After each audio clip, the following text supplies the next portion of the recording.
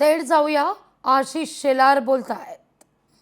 Sir, भिवंडीमध्ये Abu Azmi असं म्हणतात की भिवंडीमध्ये मराठी बोलण्याची गरज काय? कोण? अबू अबू आझमी असं बोलत आहेत म्हणाले. की मी उत्तर प्रदेशमध्ये सुद्धा मराठी बोलत नाही, तर या ठिकाणी मराठी महाराष्ट्रात तर बोललंच पाहिजे. भिवंडी काय, गोवंडी काय, अगदी चंडी असेल तिथे सुद्धा मराठी बोललं पाहिजे, आमची मागणी आहे. मराठी हा आमचा आत्मा आहे, श्वास आहे.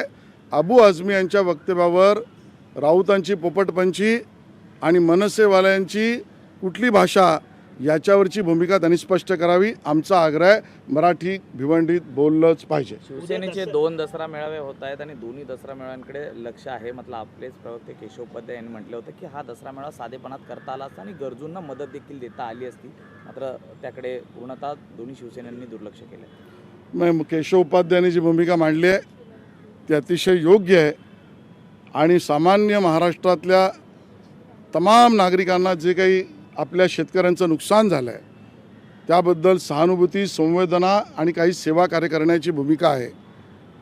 आणि त्यामुळे उभाटा सेनेने जो काही टीजर, फ्रीजर आणि काय खर्च चालू आहे त्याऐवजी ते पैसे आणि ती ट्रेजरी शेतकऱ्यांना द्यावी. आणि एकनाथजींच्या नेतृत्वातल्या शिवसेनेने मात्र यावर योग्यच विचार केला आहे.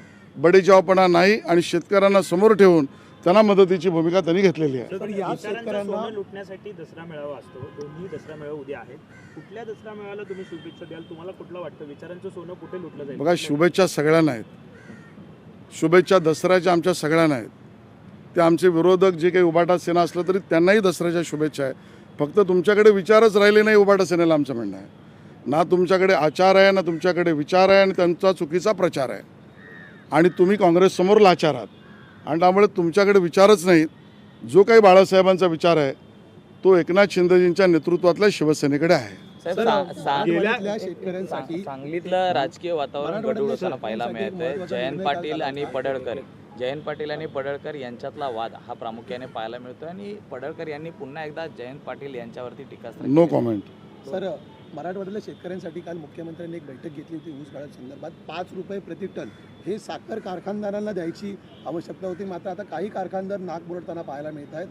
कसं बघता? कारण वेगवेगळे उद्योग कर भरतात, तेही अशा प्रकारे मदत देतात. मात्र साखर कारखाने सातत्याने मदत देऊनही ते मदतीला आता शेतकऱ्यांना हात आकडता घेत आहेत. बघा, आता जी परिस्थिती आहे शेतकऱ्यांची, शेतपिकांची, शेतजमिनीची, शेतीत आपल्याला ईश्वररूपी मदत करणाऱ्या वन्यजीवांची, घरांची, तिथल्या शैक्षणिक व्यवस्थांची, पायाभूत सुविधांची, आणि याचे दूरगामी परिणाम आहेत.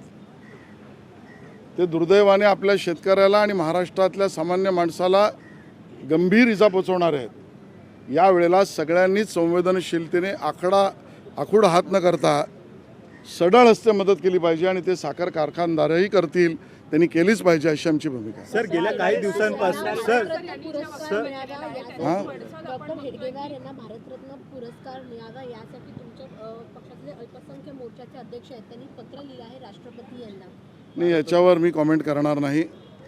या पद्धतीच्या विषयांवर आमचे राष्ट्रीय नेतृत्व कॉमेंट करेल किंवा प्रवक्ते कॉमेंट करतील. सर, सुषमा अंधारे यांनी एक ट्विट केलं होतं निधी देण्यासंदर्भात, शेतकऱ्यांना जी मदत दिली जाते त्या संदर्भात. त्यावरती तुम्ही ट्विट करून प्रत्युत्तर काल दिलेलं आहे आणि एक चार्ट दिलाय मुंबईतले ज्या मदती जाहीर झालेल्या आहेत त्याबाबत. बघा, सुषमाताई यांचा बळे खूप प्रयत्न चालू आहे की उद्धवजींनी माझ्याकडे आणि माझ्या नेतृत्वाकडे आणि माझ्या कला कौशल्य वक्तृत्वाकडे बघावं. तो त्यांचा प्रयत्न त्यांना मुबारक, मी मुबारक म्हणतो आहे कारण त्यांना तीच भाषा समजेल आणि म्हणून त्यांना तो मुबारक आहे. पण त्याच्यात ते जे बोलत आहेत ते असत्य आहे हे आता जनतेसमोर येत आहे. उभाटा सेनेने कुठे 1 रुपया जमवलेला नाही, तो शेतकऱ्यांना दिलेला नाही, त्या पद्धतीचा कुठला कार्यक्रम केला नाही. माननीय देवेंद्रजी आणि त्या ठिकाणी असलेले सगळे नवरात्री उत्सव मंडळ, गरबा मंडळ, जिथे जिथे देवेंद्रजीने आम्ही जातो तिकडे शेतकऱ्यांना आणि आपल्या शेतजमिनीच्या झालेल्या नुकसानाला कर्तव्य म्हणून मदत करत आहेत. ज्या प्रवीण दरेकर यांच्या कार्यक्रमाबद्दल ते म्हणत आहेत त्यातली अर्धवट माहिती आणि अर्धवट प्रयत्न त्यांनी केला, त्यांना त्या अर्धवट प्रयत्नसुद्धा मुबारक. पण 55 लाख रुपयाचे सगळे चेक कुठल्या संस्थेने दिले ते रेकॉर्डवर आहे, ते उत्तरात आहे. थोडा अभ्यास करून बोलावं सुषमाताई. तुम्ही आमच्या ताई आहात, एवढंच आमचं निवेदन आहे. माजी गृहमंत्री अनिल देशमुख यांच्यावरती जो हल्ला झाला होता त्याचा क्लोजिंग रिपोर्ट जो आहे तो सादर झालेला आहे. त्यामध्ये पोलिसांनी असं म्हटलं की कुठलाही हल्ला नव्हता असं स्पष्ट झाले, परंतु त्यांचा असा आरोप आहे की हे जे आहे ते घडवलं गेलेलं आहे, पोलिसांनी किंवा यंत्रणाचा वापर करून सगळं केलं गेलं.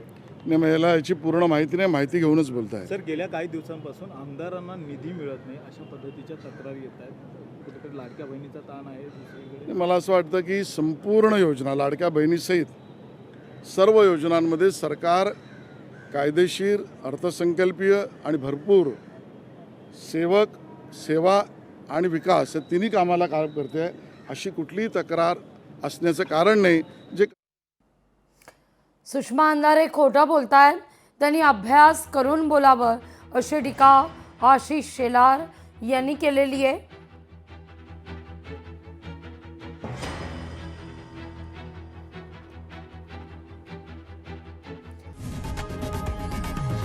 लोकशाही मराठी ऐका, पहा, जागरूक रहा.